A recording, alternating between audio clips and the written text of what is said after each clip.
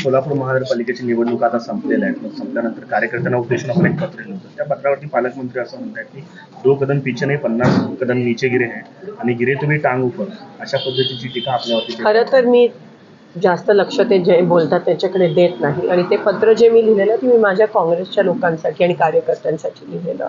आता त्यांनी ते कोणत्या अनुषंगाने वाचलं की ते मूळ काँग्रेसचेच होते म्हणून कदाचित त्यांनी ते पत्र वाचलं असावं आणि ते संधी साधू आहेत. ते तिथे BJPमध्ये गेले कारण का तिकडे जास्त आमिष BJPने दाखवला. पण ते मूळ मी काँग्रेसच्या माझ्या सगळ्या लोकांना कार्यकर्त्यांना जे उमेदवार लढले त्यांच्यासाठी ते पत्र होतं.